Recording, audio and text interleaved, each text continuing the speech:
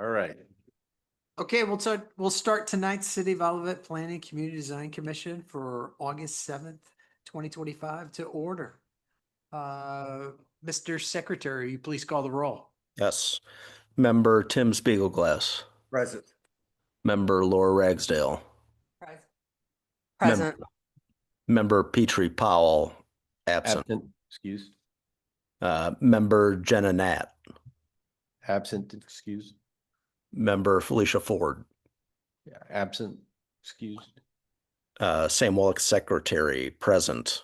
And Rob Dragell, Chair. Present.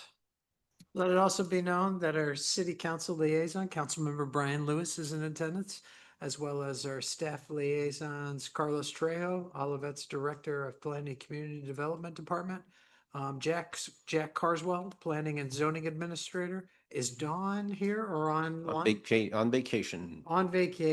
Wow, that's nice. All right. Good.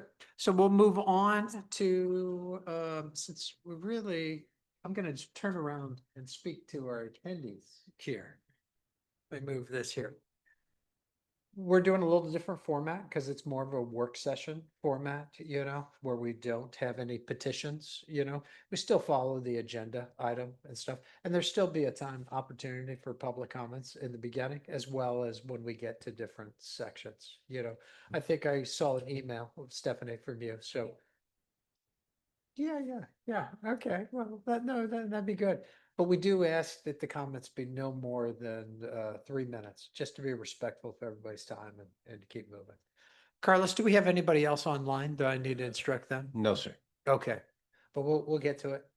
And since it's a little less crowded, we might have some flexibility, as long as it's not pushed. Stephanie. Yeah. Good. Okay, we'll move on into our work session. Or actually, I'll just, if there's any public comments from anybody in the audience that's not related to an agenda. Seeing none? Depends on how related it is. Well, I sent you an email and Yeah. I didn't see this latest Version. on mine. Yeah. So my comments are all way dated. So that's I thought so, because a few of those were Yeah. just some incomplete sentences and things like that. Okay, they were, addressed.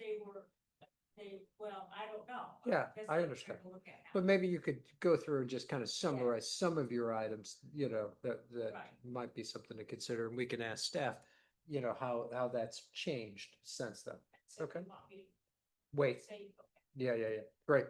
Okay, we'll move on to our work session, and it's item A, tree protection, preservation, and replacement. Carlos. Okay. Bear with me 1 second as I share the monitor in there. And Sam, let me know if you can see everything, or if you have problems in this process.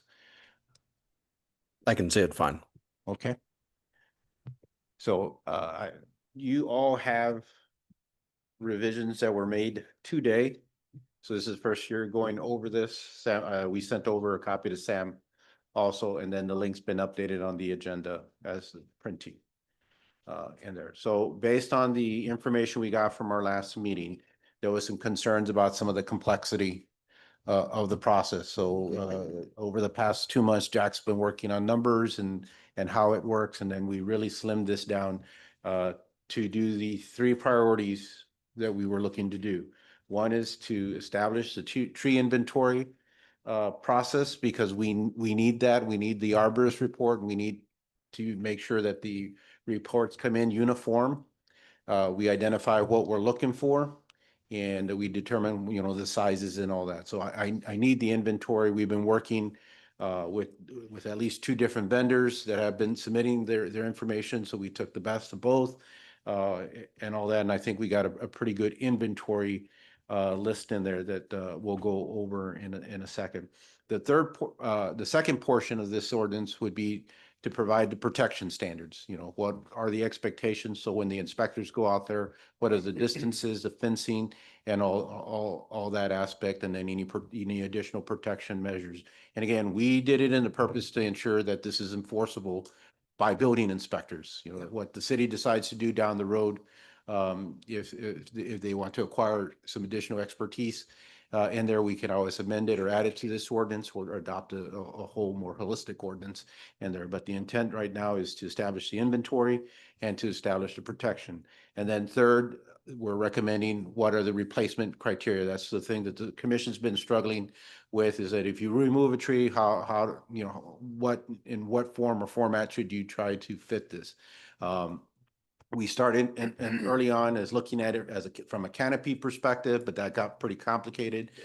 Then we took a look at trying to identify significant areas where we want to preserve and promote preservation of trees through using setbacks and establishing points to that. That got kind of complicated, to taking back the feedback from the commission, to looking at it as a one-to-one basis, which we took that information and then we kind of made a hybrid of all three in there. And Jack's going to go over that and then show you a couple of examples of that.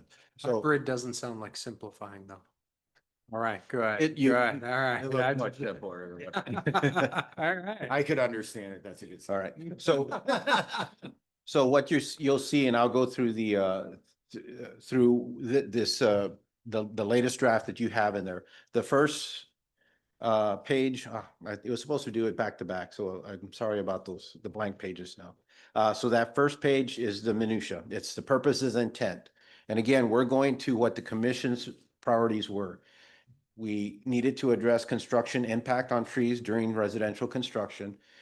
We needed to develop a uniform tree replacement standards that consider and promote tree diversity. We didn't want to go to the single type of trees or so.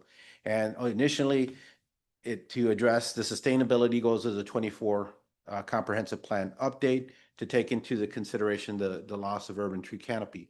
This is not the intent of this ordinance is not intended to that. It's meeting that first step of getting us to there. Then we note what it applies to. This was going to apply to all demolitions of existing single-family homes, significant additions and accessory structures, that is anything over 1,200 square feet combined, and then new single-family residential structures. And then we provided a definition section as we've been going through and identifying different components that we needed to highlight as what we were speaking of. You know, I'll welcome any input in there, or if we missed anything, please let us know on that. I think we got everything covered in terms of what needs to be identified for this draft. Carlos, Yes, I think I remember you saying that commercial has a separate code for this. This has Correct. nothing to do with commercial. Okay. correct. This is all about residential construction. Okay. Interesting point. How's it compared to the commercial standard? The commercial standard, you have a more set out and you have chapter 428. Okay. So I think whatever direction we get from the council in the future, we'll see how that's gonna set up of there. But for the most part, you know, most of the corridor is developed. Yeah. I mean, we have potential where some of the, you know, some, especially like underneath these power lines, and there are some trees that do need to get removed, but they won't be impacted by that. When we have a larger development, I think the commission has more authority Yes. over if we want to preserve or maintain any trees within that site. But that's going to be difficult on a commercial level with a shallow corridor. Yes. So it doesn't, these regulations, while we can use them as a standard, they don't necessarily apply. I think And in there's two big commercial, do differences. you have to have a tree inventory when they demo a building? Did They, yeah, demo a and building? in their site plan information, yes, they would Okay, have to. Okay. Carlos, does multifamily fall under commercial? Yes, Or- sir. Okay. So, and as we get through this, I mean, and most of the activity that we do take into consideration is residential, but we could start looking at that aspect too, of how we want to apply that in there. I mean, we have a couple of parcels that are kind of ripe for development in there, and I could see where we may have a multifamily. I mean, I'll bring this up later in there, but we know that the county is interested in redeveloping some of the housing on Rothwell Heights into a more townhouse component. So Would townhouses be commercial? They would be, since they're multi-family, they wouldn't be treated as single family. They'd have to get some a distinct zoning. And we've traditionally had like the development across the street here Yeah. and attached units to apartments being under that commercial industrial umbrella for standards. Does that make sense? Is that It what- does, okay. it's just, you know, those, like, it's like that. Eventually they become really private and it's run by kind of the townhouse. you Correct, know, but when the agency, you know. development comes in, whether it is in phases or not, it's usually a single developer that, or Yeah, yeah. that's going through that. They'll submit a master development plan and all that information is usually there in the beginning, Makes as sense. opposed to phases in there, so. But we Makes can sense. take a look at it or tackle that next, so. Okay, so now I'll refer you to page 3, or Sam, does that answer your question on the commercial? It does. I really just wanted to make sure that we have all our bases covered and that we didn't need to also include a definition for multifamily within this. But if it's covered under commercial, that's fine with me. All right, under page 3 of 8, you'll see the requirements for the tree inventory. And I'm not going to go through this completely, but the tree inventory is going to consist of the arborist report, a tree inventory plan, which is pretty much what's existing. Well, let me take a step back. The arborist report, which is typically in a table or spreadsheet format. And then a tree inventory plan, which is more of an illustration, which is going to show graphically the locations of the existing improvements in those trees. And we want to make sure that there's that distinction. We're looking for existing. We don't want to see an inventory taken place over a proposed, because then it covers up what might have been there or things of that nature. Right. And then the third component is the tree protection and replacement plan. On that, they'll show you what's existing, what's being proposed, and how they're protecting those that they're planning to. Now, it is possible, like the stormwater concept management plan, that all this is layered into one big illustration Yeah. in there, but we want to make sure, for the sakes of how we're looking at this and in making our analysis, that we're going to, respond to the arborist report, which is going to be a table, then this illustration, and then if we're using the same illustration to do the third set of analysis, we'll reference that Good. in there. The other thing, issue on page 3 of 8 is that the inventory will consist of trees of 4-inch caliper or more, and that is what we currently require on all our residential site improvement plans. Is that 25 feet beyond the subject property always been there? No, that's another reason I have that highlighted. That's the next one, because in there, we ask in currently today, when somebody submits a residential site improvement plan, we ask that they provide contour and structure information extending 50 feet beyond the boundaries of the parcel. So when you see your parcel, you'll see an extension usually around the whole perimeter. A majority of them do even show trees. The concern here is that we've had situations where the trees on the neighbor's side, and I'll note it from my end, whether I address or ensure that the protection is being applied the same as it is on site. And that's why we didn't want to go too far, and we didn't want to go too slow or too close, excuse me.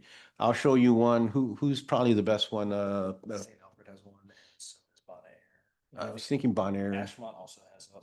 So can you legally go onto somebody else's property, A, to look at it, and then B, is to put a fence around a tree that needs to be protected?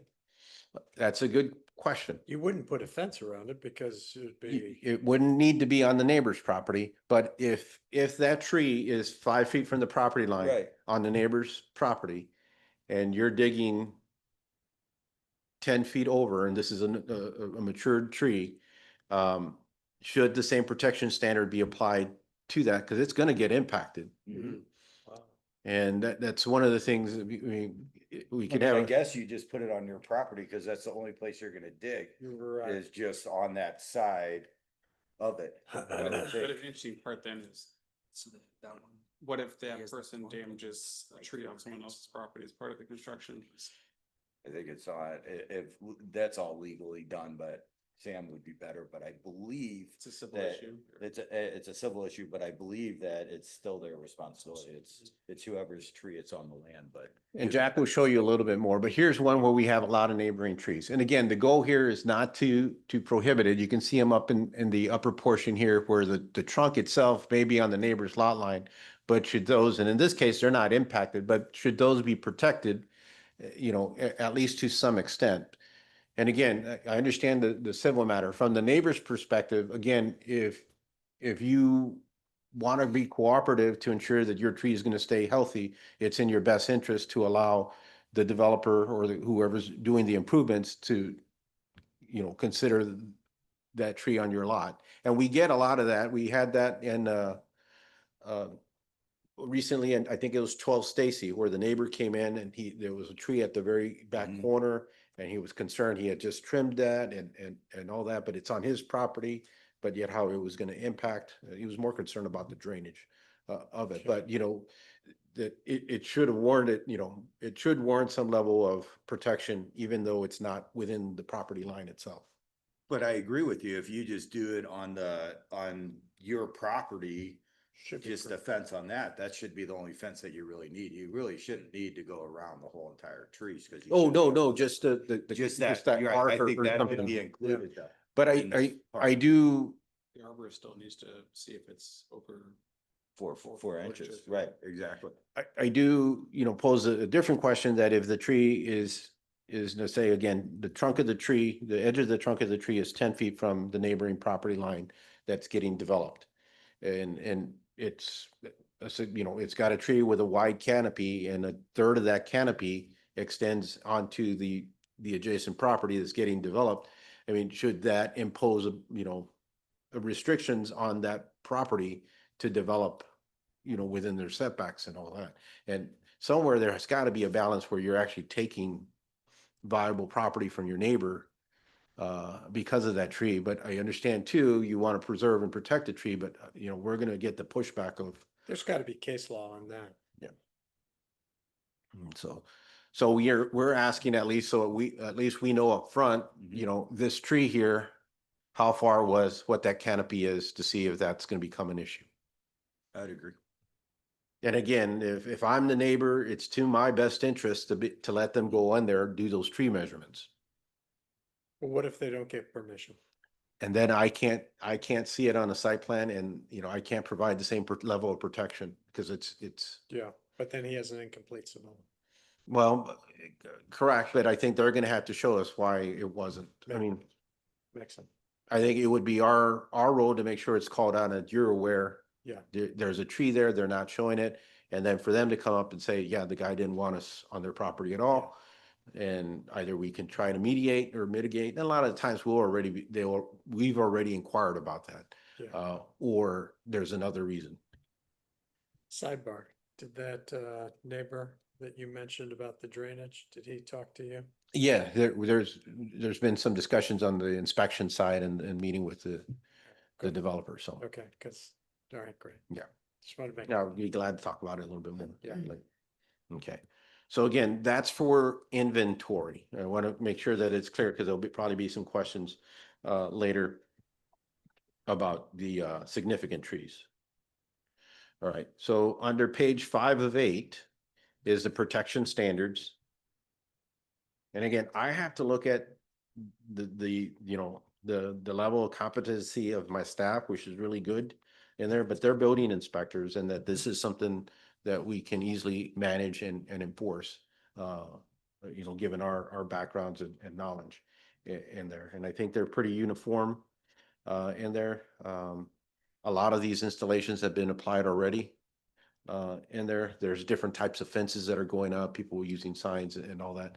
My goal is going to be to get it just uniform, in there. So we may get some pushback because we're looking for a specific type of fencing in there, but I think in the long run. The 1.25 inch for the fence posts,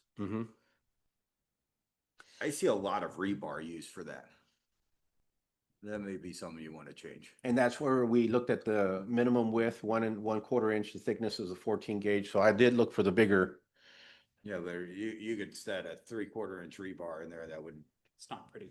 it's what? Not pretty. or- No, it's fine. I mean, it's fine. It's stable. All you're looking for is something straight, but Mhm. I just. More don't of a wanna- rod, yeah. Yeah, or a rod, or Yeah. a, you can add, or a minimum of 3/4 inch rebar or something like that on there Okay. if you wanted to. Carlos, under the What kind of- second, second dot under B, where it talks about in situations where 1 foot cannot be provided on the TPZ and it requires routine inspections by the arborist. Do we have some concept of what constitutes routine inspection? We would be looking for their professional guidance on that process, not, nothing outlined, and it's something we can take a look at to define, but it was pushing the responsibility on them to be looking at that. And is that their arborist or? There, city? yes. So they are on the hook to pay the arborist to come back in a routine manner. If they can't provide that level of protection to, Okay. to keep them out, yes. I mean, it's interesting because I'm thinking like an old bottom right now, there's a house that's taken 18 months to build and there's one that's gonna be up in 2 months because they're just flying. Unbelievable. They're just flying Yeah. that thing up. Yeah. But the one across the street has been, But that had changed. I know, owners but or something, still, too. it's not Yeah. moving the speed, right? It never was. So that's the question, I guess. Yeah, I don't know if it's worth defining routine. Sam, I don't know, you thought like every 2 months or every month? Well, it's one of these things where it's like, I'm not an arborist, so maybe an arborist would say that's ridiculous. You don't have to go out that much, or they might say, so I'm inclined to as long as it's set maybe at the beginning and we have some ability to see whatever that routine period of time is and we think it's reasonable, I think I'm okay with that. I don't want to make people come out there if they say nothing's going to change over this period of time. So How long will a building permit for new construction last before you have to? That's a redo it? great question. If you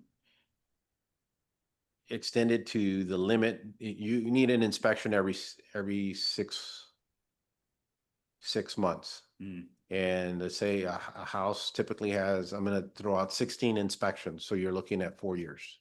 Oh. Somebody could go 4 years, and unfortunately, we've had a couple that have done, the minority of the majority of the permits that we've issued, but Old Bonham is one. We have one on Planters in there. We've had one on Crabapple that's at for the longest time that they've extended it. And then you get to a point where you're pushing them, the summons isn't going to make it all of it, all of it just happen. It just gets them to get the next inspection so they can go on the next 6 months in there. So we've had some internal discussions about, like doing an 18-month cap or 2-year cap in there. But, there's probably 4 or 5 that I know have gone more than 2 years.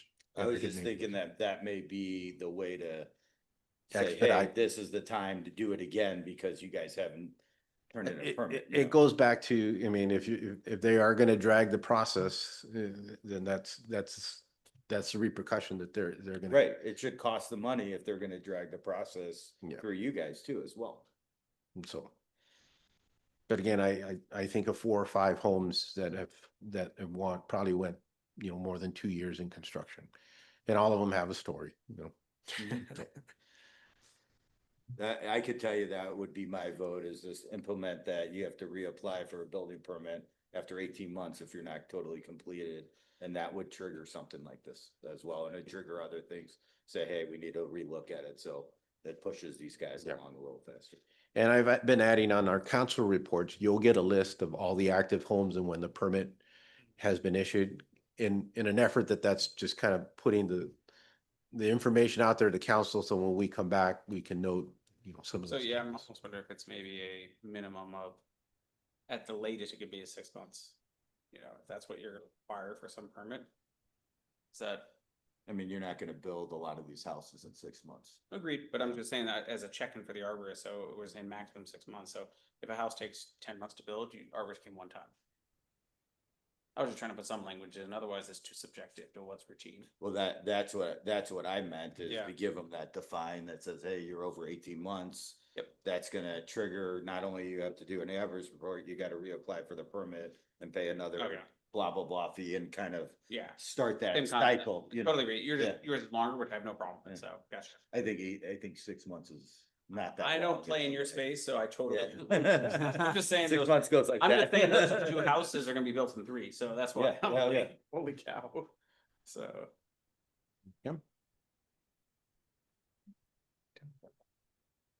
So outside of that, both the inventory and the protection has stayed pretty consistent of what you've seen in the past. We've meddled with some of the words and we'll go back again and address some of the comments that we received in there. We're Right. hoping that the commission's comfortable with those two components. The one that we'll get into next, which is on page 7 of 8, is the replacement. And then Jack does have some scenarios he wants to go over, but for replacement is that, again, the minimum size for a replacement tree will be a 2-inch caliper. We are saying that all the species have to be identified in the native trees for Missouri landscape as published by the Missouri Botanical Gardens. Right. And then number 3 here is the table. We're going to go over that with you in just a second, but that's going to be how they're replaced.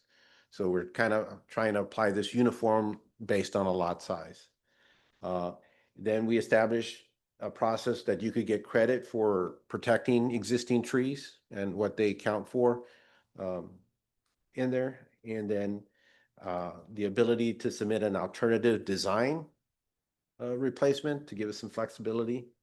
And then when we prefer the plantings, the installation requirements, that we won't release escrows until they're fully in set. And then the warranty. And then we talked about number 10, the removal. I still want to get some guidance on this. If I plant all, if I'm a developer, plant all my trees, call him for my final, close the final, sell the property. Somebody comes in, purchases the property and doesn't want any of these trees, are they bounded by that? And I've gotten some mixed reactions in there. Matter of fact, we were just facing an enforcement issue in which the house was built back in 2010 and the neighbor was on us, and it's under different ownerships about some vegetation that was shown and it's no longer there. And, it was there when the permit was closed, but at that point, we don't follow up with individual properties to make sure they're still compliant with the site plans. So looking for some input or some thought in there. It was kind of mixed at our last meeting.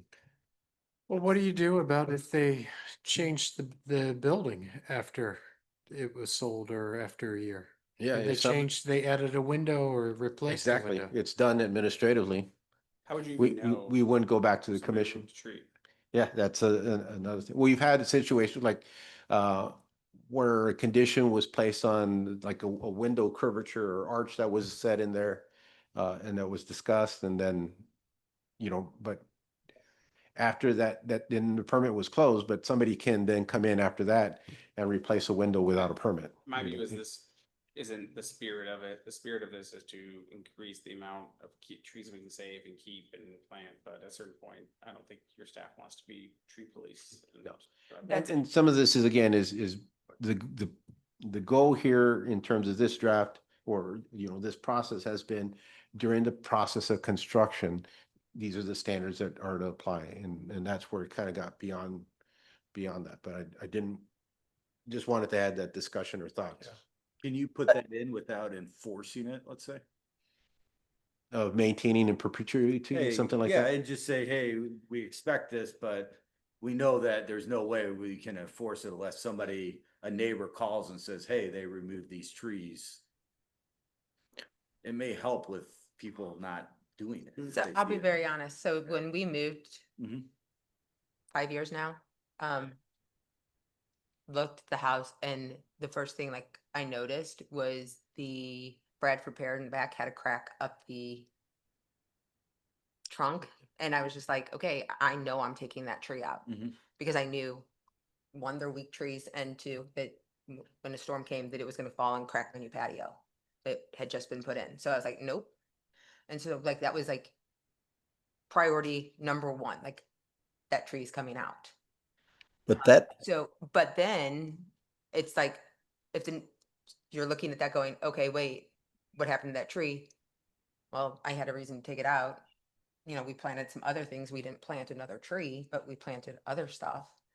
But I mean, I guess the But- neighbor could call and complain, but I mean, that wouldn't be subject to this though, because Bradford pear wouldn't be a tree planted in connection with this ordinance, right? Because it's not an anymore. invasive species and everything. I mean, Correct. I'd say my argument for including it, whether or not it's feasible to be enforced, is that it'll have some cooling effect on folks removing it because they think, well, maybe they enforce it, maybe they don't. And the other thing is that it saves you in the event of an extreme circumstance where it's obvious to the community and it's directly, against the concept of this whole thing where somebody plants things, it gets closed and then they rip out 15 trees that they planted, some extreme circumstance like that, you have this in here to protect it. That'd be my argument for keeping it, even though I understand it's difficult to enforce. my vote would be put 1 year down there. That's the warranty level. And then after that, it's their thing to do. Yeah. I'm not liking it, but I do understand what Sam's talking about. So I get on board with 1 year. The other aspect of this is because I think, there's two components to this. One is the replacement policy for the new trees. So the very young ones that you're installing as part of your project. But the second one is the one that you say that are gonna stay. And, we're gonna go ahead and keep that tree and all that, but then 2 years later, we find out that it just isn't gonna make it, or, it's, I'm gonna put a pool and it's gonna be, cover all the shade and sun. It wasn't a new one that was planted, it was one that was identified as staying. Does it warrant the same level of protection? I read this as is only the new trees that we're talking about right now.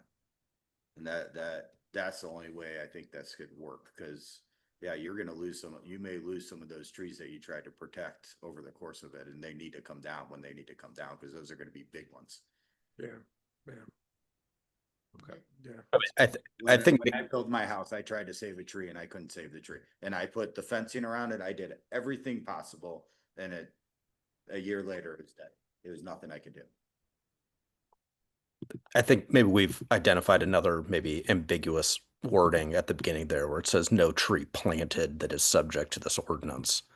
I mean, I think one reading could be like any tree is planting and all trees are subject to this ordinance in one way or another. So if we want it to be just trees that are being planted as a replacement, maybe we should clarify that a little bit.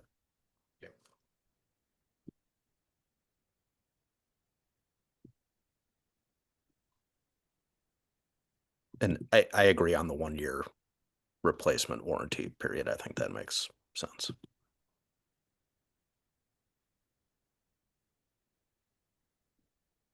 All right. Can you look at number 6? The plantings. Yes. Is there, I mean, like I get not planting in June, July, August, January, February. Is it is September considered bad because it can still be hot? Is that? That's Is that- the intent. And I know we went over the language we added and subtracted at the last meeting. I'm open to it. I'm not the, It's the beginning of September is usually It's pretty pretty hot still. Once you get to the end, the weather starts breaking. Yeah, because you have to get them in the ground before the first frost. That's, I mean, which can sometimes be 1st of October. Could be. I mean, so like, I'm just concerned. It's a tight window. It is. we had, I think, before that, like it was at least in the winter side that we were assuming frost by November. We got asked to remove November, December, because they're, the way Oh, yeah. crazy climate. That just keep it at January, February, and then when we talked about the summer's being a little bit longer. And there. I'm open to it. I'll take direction on that one. I think, I would take out September just to block, that's my view, and people are gonna make choices at that. Because if it dies, it's on them to, there's a warranty, right? But as the developer, you're trying to get these plants in no matter what it takes. And they're not gonna, They're they're gonna not do it gonna September. care because Yeah. they're gonna put it in and they want their tail light warranty and get out of there before, so they can get their whole money, because they're not gonna get all their money until That's these are correct. planted. Yeah. So it's, So what would you do?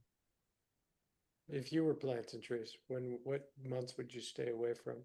none of them I would plan it when I get the job done. Cause I wanna get paid, honestly. I Yeah. mean, I just did this at a job that we planted in the middle of the summer because. We had Audi, like, Yeah. cold. I mean, it's just in commercial's a little different than residential, where we're pressing hard and we gotta get that place open, and they're not gonna open it until we have our plantings done. Where in residential, it's kind of like when you get done, but I could see at the end of the project, these guys going, I gotta plant these things because I gotta get paid. Yeah.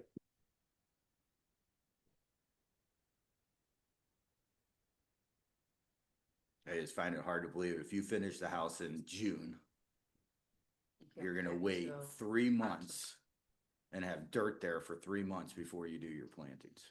Now, in reverse, we get the same excuse Mhm. about sod. I just can't get sod right now, or it's like Mhm. and all that. And can I get it temporary? Mhm. And they're pushing us like because on and on. And we'll work with them. We say that's fine, but I can't close your permit. Right, which is, and you can't get your escrow back. And Yeah. that's what the developer wants, is that escrow back. Yeah. Is June a bad month? Again, do we?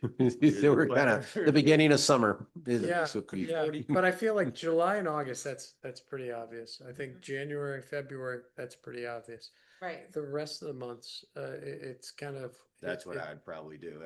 I'd bring it down to July, August, 4 months that you can't. but plant. January and Again, it's February. not perfect, but also, again, what is the goal of this? Is to make it better, Mhm. to do as much as we can.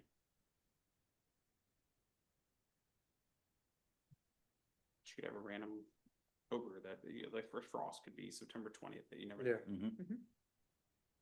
Okay, good point. Thank you, Lauren. Any other discussion? I have two small nits. In 2 under species, it says non-evasive species. I think that's supposed to be non-invasive species. And then there is a extra C under 4. That first sentence can be. Sure, I printed it out. I saw it. Yep. Chuck, What, Stan. what happens if they, I'm just curious, and I'm asking from a city council perspective now, is like, they fail, they don't get their escrow, or things get cut down and there's penalty, or they can't meet these numbers, because sometimes we ran into an issue where the lot size doesn't allow this many trees to be planted, right? Because they've taken a big lot or a small house, ripped it down, they put in a 6,000 square foot house. They can't put as many trees as they needed to. What happens then? Well, and then we'll talk about that, and when Jack goes through a couple of scenarios. So we took that into consideration, and instead of coming up with whatever the point system or 1-to-1, we base this on the square footage of the lot. So the smaller lot is going to have less trees. The bigger lot probably is going to be required more trees, and that gets us closer to this canopy type of concept in there. So it is taking into consideration a smaller lot and the bigger home. Simpler than the point. Correct. And then I see it at number 5, but let's say for every tree required a 250 square foot rangescape, let's say they still can't do that. Do we have a catch-all? Well, ultimately, the commission does have a process to consider a waiver. Okay. We want to limit it as much as possible, and we want to make sure that when it is asked that they have Well, certain part of it, standards.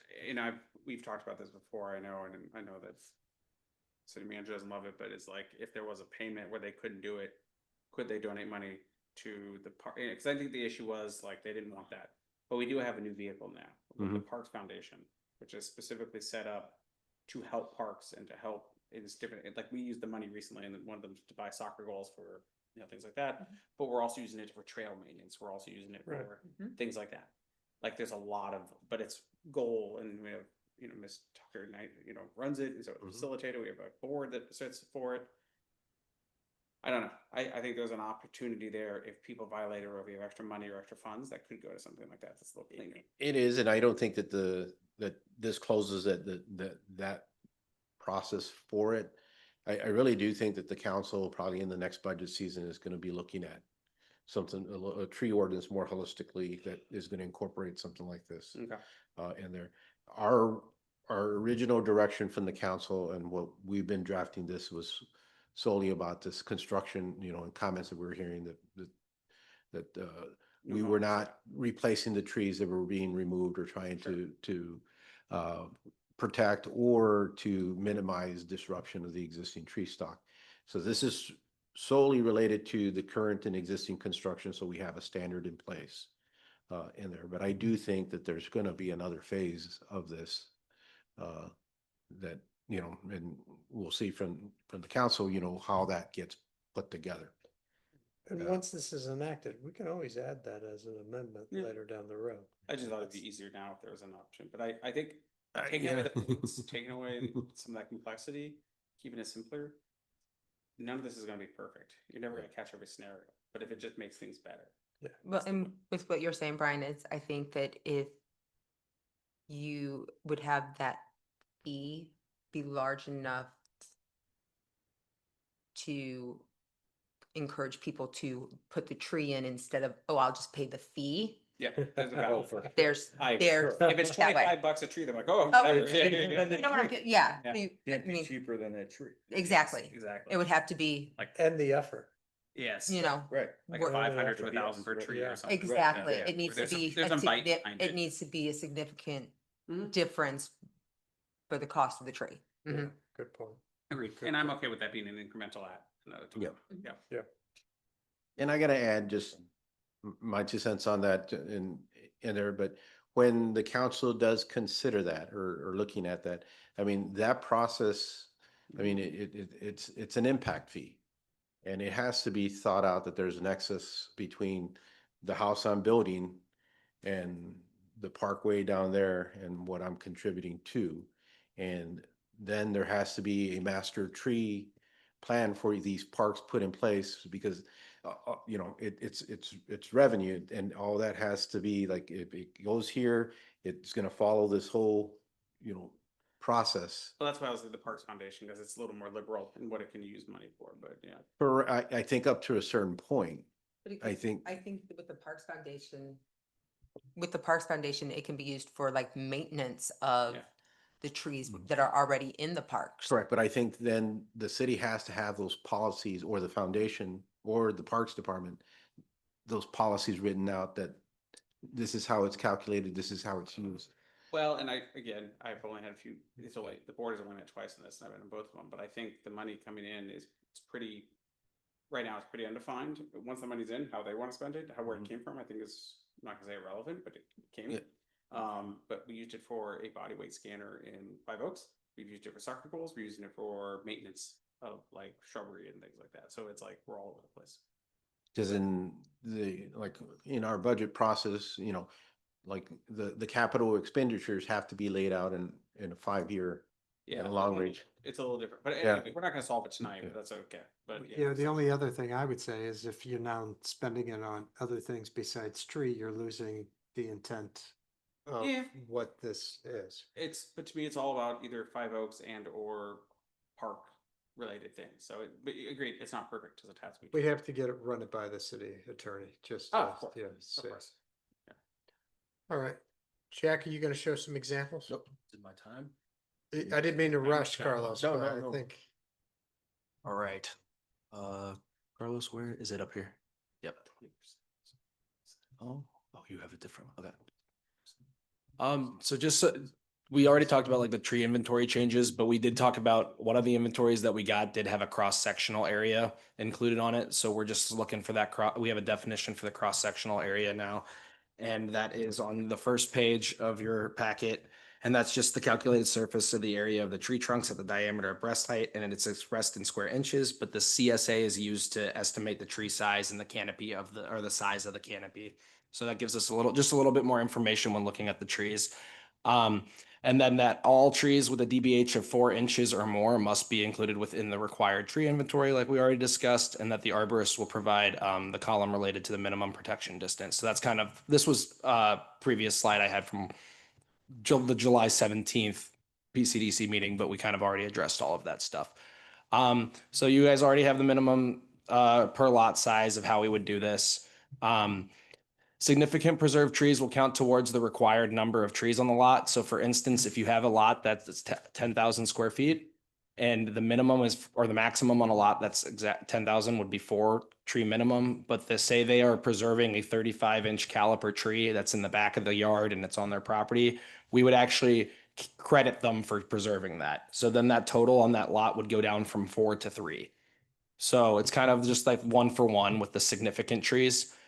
We did do this that if the petitioner does preserve trees that are between the 4 to 7.9 inches or DBH, it probably shouldn't, that the total DBH of those preserved trees may be added together and then divided by 8. I'll go into that when I have some examples of that. But for instance, if they have a tree that's 5-inch caliper, 6-inch caliper, and 17-inch or 7 inches with a total of 18, I would just take that divided by the significant number that we have of 8. So then in total, they would just be counted credited to trees for that replacement of them having the preservation portion. 1 minute. So I did want to ask if you guys thought that this was a reasonable table, just that if the minimum of the 10 replacement trees is too much for the 25,000, or sorry, that should say, yeah, if this is too much here, because I was just thinking if you guys would see if 10 trees would be too much for here, or if this needs to be, drop down to 30, and then every time you're at 30,000, you go up 1 tree per 10,000.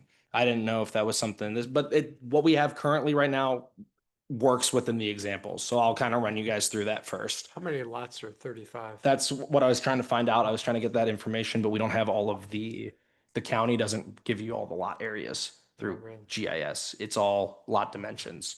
So Gotcha. then some parcels, we have some information on there. Like when I click it, it gives me the square footage of the parcel on on our GIS system. But then that was coming up as 20,000 something, and then Bon Air was coming up as 19,000 square feet. So I didn't want to Yeah, give the wrong information of how many lots were if that wasn't the most accurate. gotcha. So an example, this is just solely based off lot size. I did 2 different examples, or no, sorry, 2 different tree replacement ideas. So there's the lot size one, and then there's a point system. I'll avoid the point system because this is way more simple. So with the tree for Ashmont, for instance, is 12,682 square feet. And that's 5 replacement trees required based on the lot size. So then the petitioner is protecting 1 significant tree that is in fair condition, which is tree E. He does have B, but B over time, we've found out that B needs to be removed because of the proximity of this detention pit. So tree B is being removed, and tree C and F do not count towards the replacement credit because they are not on the property. So in total, they would be removing, or they'd have 5 replacement trees. So I take the 5 replacement trees on the lot size minus the one that they are protecting, the significant one that they are protecting, which would result that they would have to replace 4 trees on the lot now.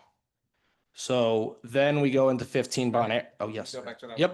Are there any other trees that they're saving on this one? Nope, just E. How many total trees are they taking down? They have it's 1, 2, 3, 4. 4 of the trees on the lot are being taken down. They making them put 4 back up in this Yes. situation. Yeah, in this situation, they would But have to it's put not back. really 1 for 1. It's just because they're protecting that. It's just worked out like. Yeah, that. it just worked out like that. It just, Yeah.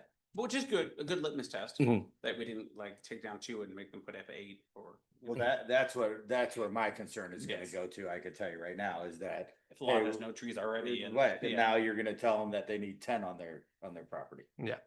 And maybe that's an interesting thing to say, you never have to put up more than you took down. That's where I was going, Brian. You It's said the it. same That's where I was process going. that we would apply if somebody was subdividing. there may not be any trees on the property. Yeah, But they have to add trees because our code reflects, you know, the goals of the community is to encourage trees. yeah, there's a you know, balance, so it's like You maybe, know, so even if you bought a lot that had no trees and you were gonna build just one house, Mhm. I think the expectation is what's your landscape plan? and help what us do you out. plan? And I do think you're right. I think they should be required to add some trees. I'm just not sure 8 trees. if 8, 10 trees is where we need to be at Mhm. for And- that And replacement. that's why we wanna make sure we look at that table really good, cause I agree, yes, on a lot on Cherry Tree Lane and Harvest Lane, that's 10,000 square feet, or Hillendale, or excuse me, Heather, no. No, or what is it? Hilltop? Hilltop. Yeah, they're trying to get them to place 10 trees is, No way. yes. Mm. But in high acres, where you have over an acre, I mean, a majority of them are probably already gonna be there, but the expectation is you're gonna plant a little bit, you got more room to plant trees and do as much improvements as you want in there. It's easier for them. They'll have more square footage to add. It is, and you can look at it, and I think what Tim's saying, you know, they're getting penalized for having a bigger lot, but yeah, they got more space to do it. Well, I'm just saying that I'm not sure if when you're looking at a lot and you're saying, hey, this is the lot I really like. Well, now, that's gonna come in and say, well, not only do you have to do this, but you have to add all these trees on top of it. I'm not sure if that's really fair to do this, these, you know, a private owner or whatever to dictate, hey, I bought this lot without any trees. I liked it like this. Now you're saying, hey, you have to add trees. And, you know, my wife doesn't like trees, let's say, or whatever it is. And I think Yeah. there's a balance. I don't Yeah, think it and- should be that much. I think it should be maybe, hey, there's a restricted that you can't add, you know, you don't have to add more than 4 trees on your lot if there's no trees there or something like that. And that's something we can take a look Yeah. at. Yeah. And it's reason why, I mean, I bought the lot because there's no trees. Right. Yeah. That's what I wanted. I didn't want any trees. And Or well, they might want to, but they don't want to be forced to put 12 trees up because they have a 40,000 square foot, you know. But is that something that then they could come before the commission about and that you guys would then dictate the amount based off of their reasoning of why they don't want that? I'm just looking at it as, And everybody's gonna say that, yeah. you know. Mhm. It makes it too subjective then. Oof, yeah. I just think I agree. I tend and maybe Yeah, it's an that's it's an true. extreme example, but a 35,000 square foot lot with no trees on it, somebody builds is going to be 9 trees, right? Mhm. You know, maybe it's something to say if there are no maybe to say like you will not have to plant more than I'm making this up, but 2x or 3x what you remove, and if there were 0, then it's minimum 4 or something Right. Or like something that. like that. Like there's a minimum instead of that maximum. I just look at it as also that, I mean, these trees are coming in at 2-inch DBH and it's all based off species too. I mean, it doesn't mean that these trees are going to all be 35-inch caliper trees. So I'm looking at it as like, I would assume hopefully their landscape plan would accommodate based off of the location of where they're planting them. So I could look at it as, 5 smaller trees with a DBH of, 6 inches maybe, and then they have 2 big ones that are required. Then those 2 big ones would be placed somewhere, in the rear of the yard or something. Mm. So I guess it could also just fall on the developer to Yeah. kind of work around that. But then that's why I guess we don't also want to be the person, I don't know much about species of trees. Like I know how to look at the list. I know how to, look at the scientific name and find out those requirements, but I also don't know how they grow. If the roots grow straight down, if, how big the trunk will be. So I guess that's kind of, I see what we want to do, but I also am trying to think of how we could put it onto the arborist or whoever is designing the landscape plan. I look at it as like they have to work with that. I also But I think get we're the- looking at the extreme. I don't Yeah. think we have many houses that are that size. That are totally empty lots with nothing on them to begin with. Yes, and then we also, I would think that it's a smaller percentage of the people that don't want any trees. Too. I think it's one of those things that we go with something, and see how it works. And I'm If we okay with that. Run into issues with it, That's why we have a Board of Appeals. I- So then, oh, I- sorry. I think we can also lean on the comprehensive plan a little bit. You know, I understand everybody's got their individual preferences, but the community's been pretty clear, I think, about their desire to have an adequate tree replacement plan. So, you know, if you really want to have no trees, maybe Olivet is not the perfect place for you to live.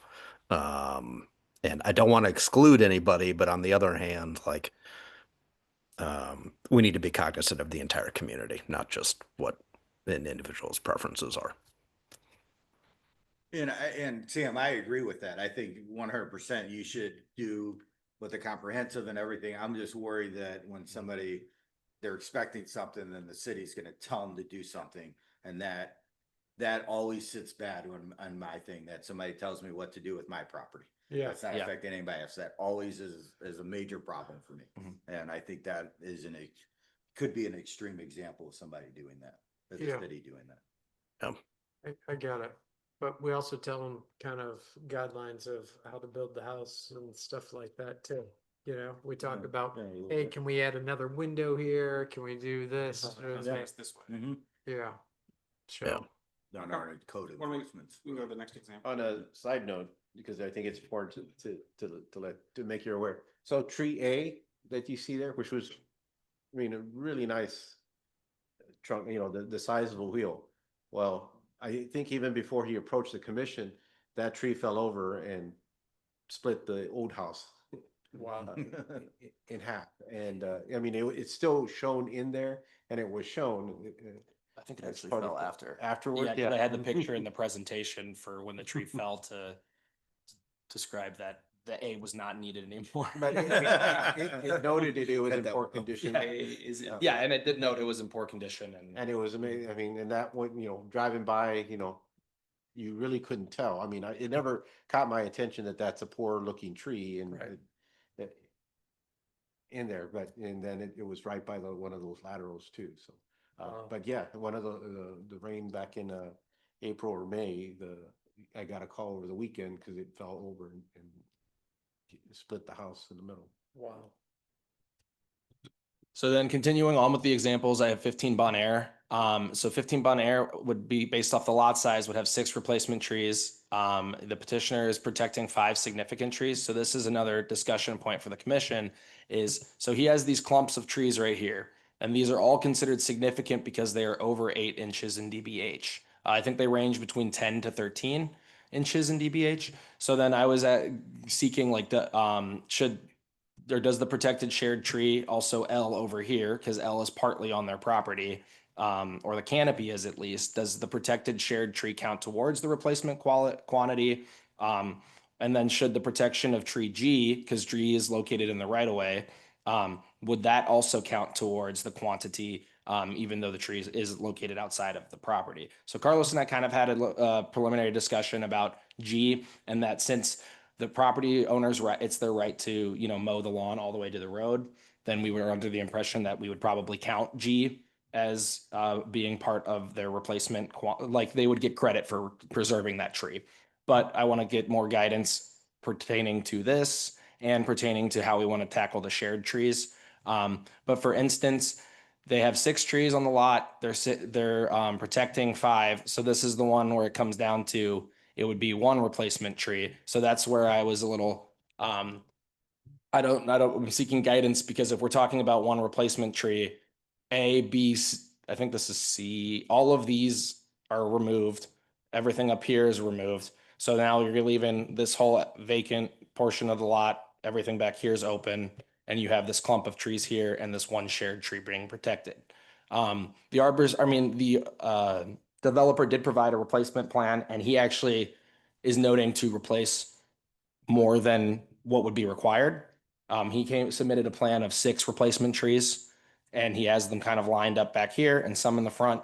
So again, that's another discussion component, is if the, developer comes in with more replacements, I mean, we're obviously going to be in support of more trees, I'd say.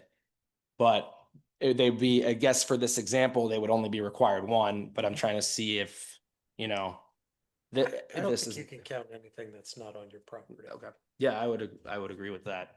So then if we were doing that, then they would have to, in term, this would be off and this would be out. So then in terms of one replacement tree, it would go up to 3. The next one was 11 St. Alfred, 20,000 something square foot lot, required 7 replacement trees. They're saving all of these that are up here. But 7 of the replacement trees, 4 of them are considered significant that they're protecting. So then in total, it would be 3 replacement trees, which I could see being feasible just based off of the other locations on the property. It feels like they could definitely at least, squeeze in 3 replacement trees on this property. I wanted to see that tree L does not count towards the replacement because like we were discussing, it is off of the property. But then again, in this calculation, in this specific calculation, I did include V just because before we had the discussion. But if we're going off of that, then it would be bumped up again to 4 replacements versus 3 if we're not counting V. I mean, they're gonna be taking down over 20 Mhm. trees. Yeah. Something like that. Yeah, large amount. So I mean, asking for 7 does not seem ridiculous. So this is a good example where I don't feel like we're being crazy. I think you go to the example before that too as well, but I don't think we're asking for enough. Yeah. I mean, between the two of them, Yeah. it's a different scenario, but I don't think. And they don't in- differentiate in your- lot size that much. Right, but in your scenario, you don't get Yeah. deducted for taking down trees. Yeah. And I think that has to be part of this, that it's not a 1-for-1 replacement, but that's gotta be part of this calculation, that you take down 20 trees. But They what both happens say- if they both say 4, but one person took down 25 trees? Then they both have to put up the same amount. The same amount, right? but I also look at it as like a case by case because majority of these trees that are all here are all just small DBHs. Like they're probably all between 4 and 6 inch DBH. And if we're talking about like significant trees and pushing for the preservation of the significant trees, Go then back to the point system. yeah, I just and I have that I do have an alternative method if we wanted to go that route, but it's take that what route is looking at trees within like different portions of the yard and then weighting them that way. So Which- the commission as a whole will get the table. So let's say on that scenario, or let's go back one Mhm. to this scenario. So you see all that, but the table is gonna show that, A, B, C were like 3 inches or 4 inches or so, as opposed to, the ones that say in the back are 8 inches plus. They're considered as significant. So when we see that, we were asking them, anything over 4 inches, show me. We want to try to preserve the 8 inch and more. So it's kind of hard to tell you without having a table, like, so let's say they're removing 10 trees, 8 of those 10 could be that there were 4 inches. Well, I mean, maybe that's it. Maybe they don't count unless they're 8 inches or above and you're removing those, then you don't get. Then you go to Then a you 1-to-1. you get a plus instead of the negative, what you were doing before. Yeah. Now, so in this scenario too, where they have the existing cluster on the lower the lower left-hand side, I mean, but what if those were spread out on the lot? They just happened to be all clustered right there. In there, but Yeah. it gets complex. It's Right. Also, this is a unique situation because one's 19,991, so it fits right within the 15 to 20. The other one was 21,000. So these seem so similar, but they're only like 1,000 apart. Versus, These guys are removing 20 trees. no, I hear you, but they're only like 800 square feet apart. Versus it could have been 15,000 and 24,000, and so I think, again, I think there's no perfect math. I think I like the idea of if you remove something that's 8+, maybe it becomes a +1 to you or something. Right, like or that. something in that, and it may not be 1-for-1 or whatever it is, but I think you need to be penalized for removing trees. Now, do we say 8+ and it's in good health?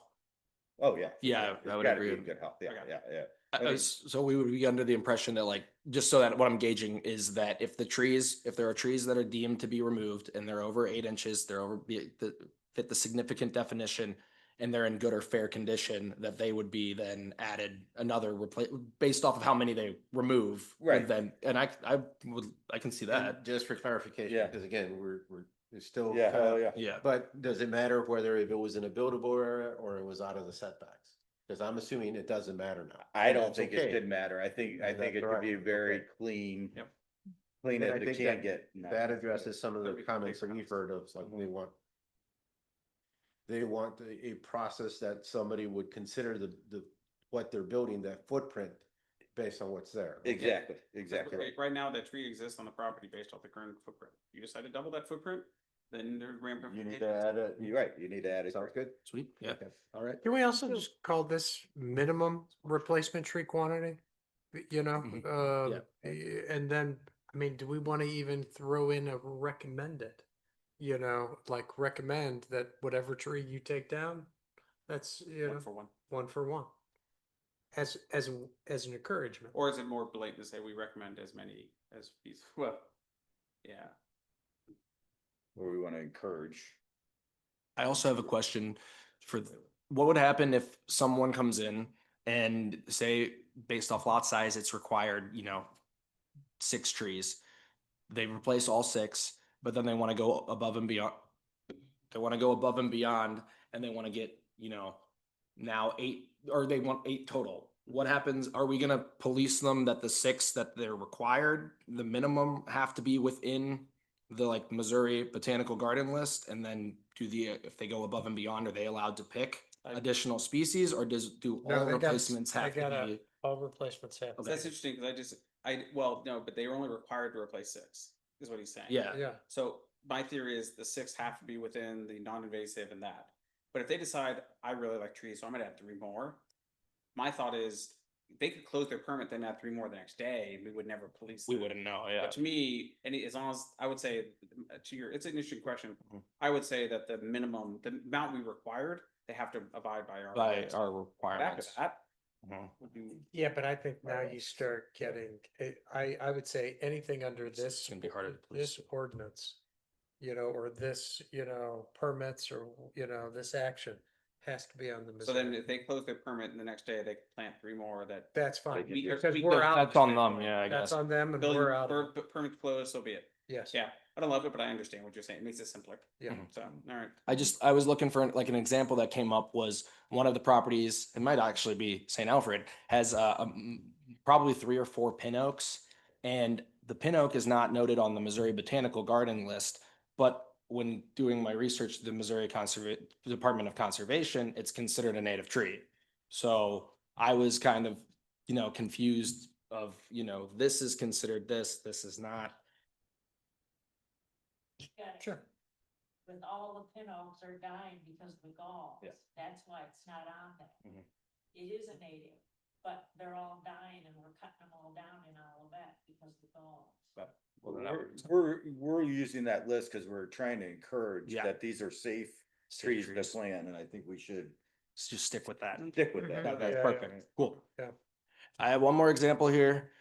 This is 7 Lisa, another 20,000 square foot lot. You can see how they have a lot of trees being removed here. So this would again be a 7 replacement trees based off of the lot size. The petitioner is actually only preserving 1 significant tree that is in fair condition, which is up here. They are preserving H, but H is going to be 5 inches in DBH. In terms, the way that we're doing the calculation is if they had, 2 trees that were both 5 inches in DBH, then they would be credited 1 off of that. But since they didn't reach the significant number of 8, they're not going to get any, credit towards preserving that, like maybe a star or a pat on the back. But no, they're not getting exempt from having another replacement tree. So 7 trees on the lot minus the 1 that's being protected up here, which would equal 6. And then obviously I have the thing about tree H would not count towards the replacement quantity. So I think with what we have here and the way that we're doing it on lot size seems to be easily digestible for, just like the average, your normal community member, any inspectors that we have, and even, just me. It makes my routine and review a lot more simple. It's good. And I would just advise or just ask for the opinion if you guys do think it's reasonable. I think that on a lot this size, 7 trees does seem feasible based off of how many that they're removing on that property.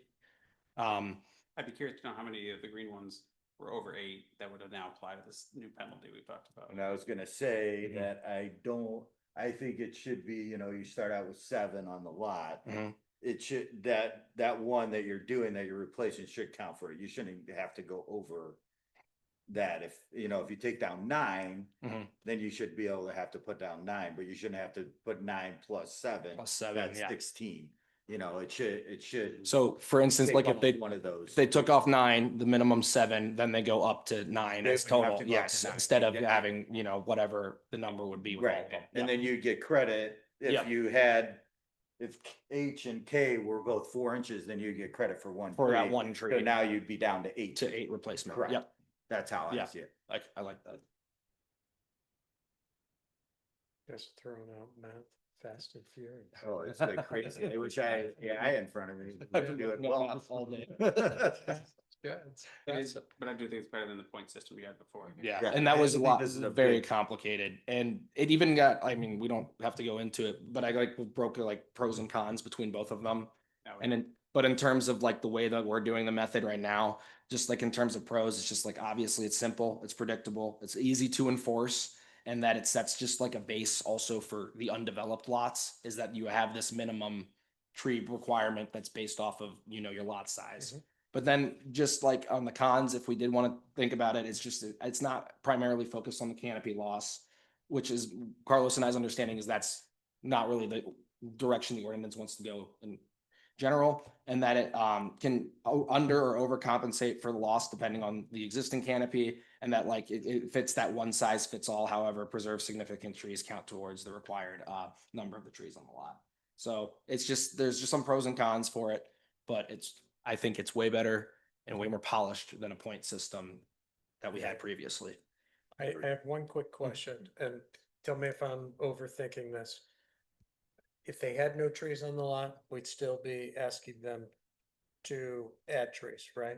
Under this scenario, yes. Under this, And I'm good with that. but it would be based off the, I would think it's the technically- minimum number on the lot size. Yeah, Yeah. sorry. technically, then they're not replacement trees. So should we be using a different word besides That's a replacement? good point. I agree with that, cause that confused me. That's why I Yeah. brought up that other part, cause I couldn't understand what we were replacing. Yeah. So it's tree inventory, protection, replacement, and. Minimum trees to be added? Yeah. Minimum inventory or minimum, Yeah. part of it's Minimum replacement. required trees or something. Or, well, because then that puts us in the same. I think that to works be well. added, Tree inventory because we're, requirements. Yeah. Minimum requirements. yes, Yeah, so the section shouldn't be total, it should be tree replacement and minimums.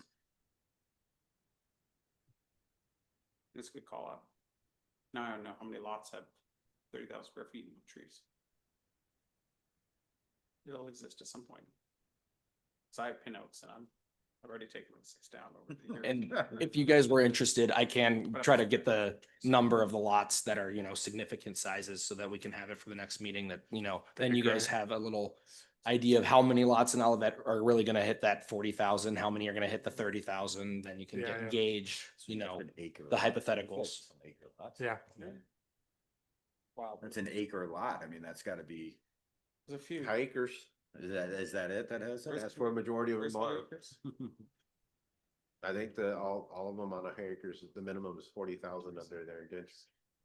But if you drive down, high acres, there's plenty of space, Oh, yeah. Oh, you know. but they like those lawns and the big empty lands. Like that's, I know, but we're talking about adding 10 2-inch diameters. Yeah. You know, it's not going to be a drastic change in that look. Now, over 20 years, it'll be a different look. And you you know. could put them in the back. You could put them, I mean, there Yeah. are places that put them. I agree with that Exactly. statement. I just, And It's- I don't want to promote people for the removal of the trees, but the homeowner always has the option after a year of putting those in to just take them out if they would like to. Yeah. So it's just always an option for the community as well. They just have to deal with it for a year. Can we put a sign on it like a scarlet letter? Mhm. 1 year. Yeah, yeah, right. The countdown clock, getting Yeah, off. yeah. I think it's great. So our next meeting is the 21st. in there. I think there's too many revisions to kind of push the commission to get some action. I do want to get the inventory and the protection codified as soon as possible. Yes. I think we'll have that pretty well squared out for the next meeting. We'll get those revisions for, well, what right now we're terming as replacement, but we'll come up with another wording. And if the commission's comfortable with that, then adopt the ordinance as a whole, or you could just adopt the first two sections so we can get that to council Yeah, at their last August meeting. that's good. That's good. Now let's take on some public comments now. Thank you for waiting so patiently. Thank you. So I have 4 comments, but my I think she's gotta go up to the speaker. Yeah, Stephanie, if you can come up here. name and Name and address. Go ahead. please. Thank you. Stephanie Todd, 7 Heather Hill Lane. So I have 4 comments, but my first really big one that I think is missing, something about diversity. So that if they have to put 8 trees, they're not all the same. So we run into this same deal like we have now with the pin oaks. You get some kind of disease coming in. Yeah, And so I don't know, the botanical gardens, earthways at the botanical gardens would be a good suggestion, but no more than, I don't know, 25% can be the same kind or something like that, some kind of percentage or something so that you get yeah. I like that. diversity. It's good, good. So, point. cause that's what the botanical gardens always stresses too. You What have a- percentage do they? They didn't give a percent, so we I would love for, we could, if they recommended, we could follow with that. I know. Otherwise, we're just grabbing. I know, so like on our street, when our street was built 50 years ago, it was all lined with pin oaks. Well, now they're all dying. And we've actually we're a little private subdivision and we've given incentive to put in a new tree and we'll pay up to we'll pay 50% of a new tree up to $150. And we have a list. You have to pick from this list of trees that we got. And we didn't just say, go to the Missouri Botanical Gardens. We got a list because we want big trees again. That's something else to add too. If they're cutting down an oak, are you letting them replace it? I could replace it with a red bud or a crab apple or something. So you might want to think about that too, about I think that's gonna different add a little more types. complexity I at this time. I know. It's a very good point, Yes. but I don't wanna, So on our street, Yeah. our trees are lining the street. So we said, you have to pick one of these nice big trees. And That's an HOA thing, right? What was that? That's an HOA Yeah. situation. Yeah, But not yeah. So we can do what we want. City's not getting involved in that then. Right, Right. right. We can do. Not what we yet. want. Yes, yes. But, well, yeah, if you have rules, but so we have stricter rules that Yeah, overrule it. yeah. But we're not making people put in a tree. We're incentivizing them by giving them, by paying for part. But anyway, we got the list from the Botanical Gardens. It's like 6 trees and they just stress, they said, make sure everybody doesn't pick the same tree or you're gonna run into the same problem. But we haven't had that issue. But, so I don't know how maybe to. Jack, just check to see if they have anything that they would recommend. I would love, I mean, it's a great idea, but I would love if we specify something, I'd rather have it I know, written down. I know. And I think there's And a. if we can't, I think we just might say recommend diversity or encourage. City yeah. or something, so Yeah. the developers or whoever isn't buying Yeah. 20 trees and sticking them all, yeah. Right. Because, we had the problem with elms on and on. So anyway, I think there's a couple definitions missing that I can send you. So I really think we should maybe have a list of approved arborists, and the reason I'm saying that, Oh, can't do that. we can't. No. We'd be throwing business to someone and. I was gonna ask that question, actually, if I was an architect or a developer and I called you and I said, hey, I need an arborist, cause you said it, I don't know anybody, would you guys give names? Yeah, we generally will only if we can identify at least 3 or more. Okay, that's why I wanted to make sure that the community could go to you guys and you would recommend the people that will give you the right forms. Yeah, because the reason I'm saying that, it's my impression that all these developers are using the same arborist, and if you look at their website, they say that this root pruning is acceptable. That's, you don't go and cut a tree root. So anyway, that's why I'm really Hesitant. skeptical of the arborists that all these developers are using right now. But unfortunately, you can't restrict, it'd be us trying to restrict contractors. Okay, that can- Sort of yeah, just as a sort of- understand. Yeah, and then if you have a new arborist that comes in, he's not on the list. Yeah, and Yeah. he's good too. Yeah, Yeah. yeah, okay. I'm wondering, instead of just, do they don't actually need approval to remove a tree. I'm wondering, like the other cities around, like Kirkwood and stuff, they make them say, they say, I want to remove the tree, and then you as PCDC has to say, yes, I agree with that. Yes, you have to go and say, yeah, you have to agree. Instead of them just saying, I'm removing all these 20 trees. We're relying on the arborist.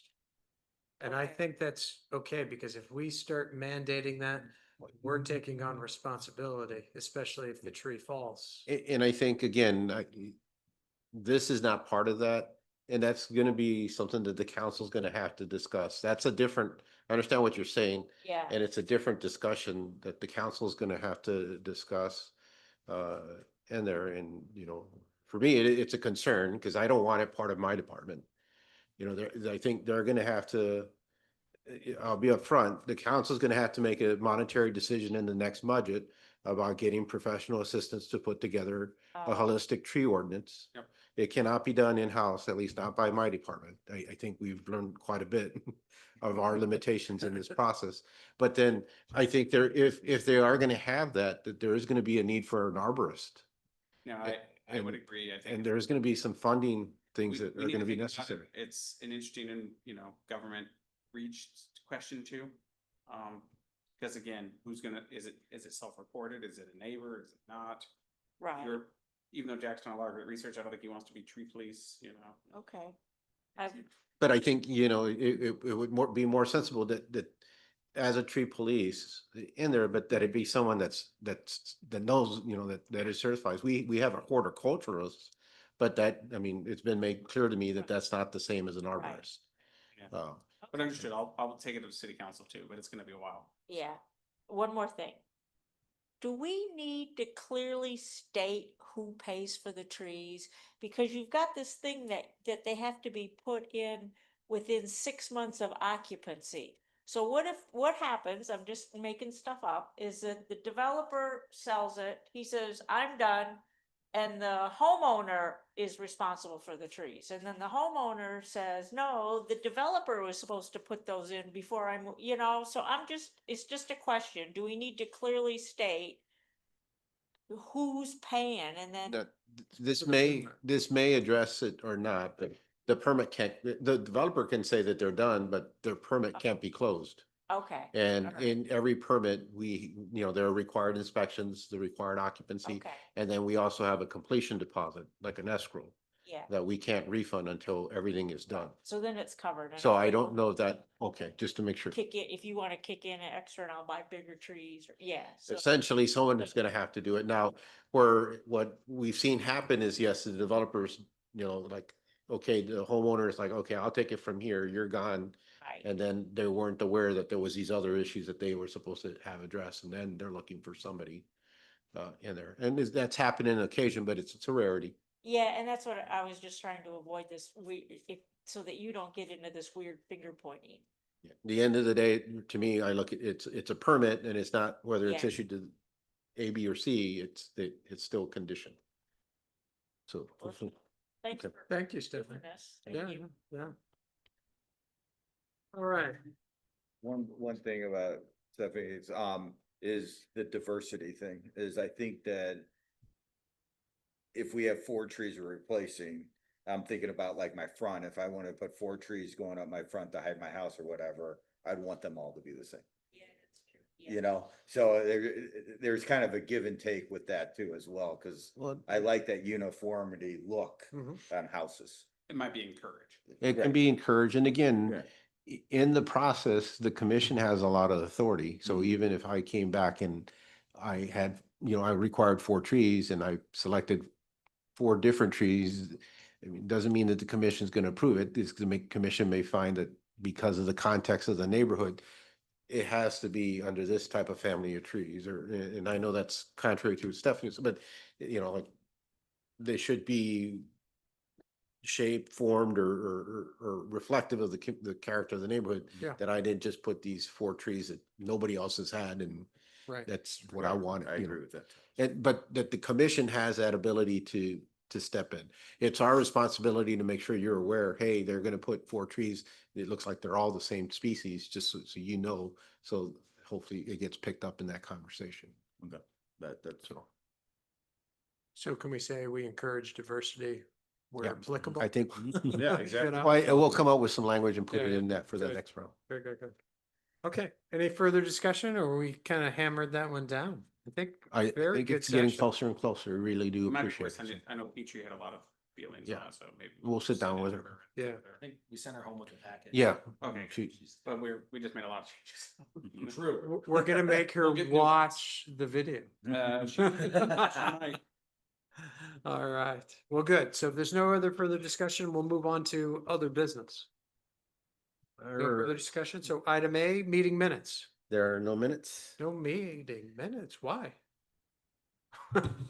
I was on vacation. I hope you enjoyed it. So we'll go move on to reports. Carlos. Not much. We have a council meeting next week in there. There was like oh yeah, Don had the coffee with the mayor is scheduled for next Wednesday. It is the police department and the fire department talking about the Battle of the Badges and their councils, the 12th and the 26th. There's a parks meeting scheduled. Our PCDC meeting is August 21st. Best of my knowledge, Laura is the only person that's indicated a conflict in there. And if there's any comments or anything you want to add on that tree stuff, just to send me an email and I'll make sure we get that distributed. And then the commission will meet August 25th. Can talk about any specific development projects if there's any questions on a project or so. No, I'm curious if anything on the restaurant at the, it's the Oliver. Yeah, I was just talking with the city manager today about it. We were going back, he was at the February 11th city council meeting, giving an update in there that he had a couple of options he was gonna think and then report back. So we were gonna reach out to him to see if he can go back to the council sometime late September or October Yeah. and give an update to where is he and what's going on. Outside of that, he hasn't reached out to us since. But we figured it was getting to 6-8 months. I mean, yeah, it's been 6 months and he had been the song and dance, so, Yes. okay. Good be a timing on that. great location for a food truck park too. Anything. Yeah. Well, there was comments about that if there was an issue with the market or that site right now was, you know, he did comment that I could do something, in the interim. I mean, in the- yeah, just even like fruit stands or something like that. Yeah. Just like You could do a variety. something. In the day, it could be a fruit stand. Something. Yeah. Any idea when Irvington Place is gonna open? They're shooting for early 2026. It's moving fast. Oh, no, I've driven past, like I've actually gone up into like, Okay. Yeah, I you know, mean, they're, like across Dallas. they're 'cause that's doing period. the internal framing inspections already kind of in phases. And I'm assuming if I'm correct, it's gonna be the south side that will get occupied first towards the Chevy CVS. In there and then open up in phases. We did that with the Clover. In there, but I think they're looking by January, March of next year. And the I'm just- Harris Spaghetti in that area. So. Yes, we, the framing's going in, we have all the plans, in today. We were going through those, for the initial review comments, and one of the things is, this is one of these, and there, the shell for that building came in,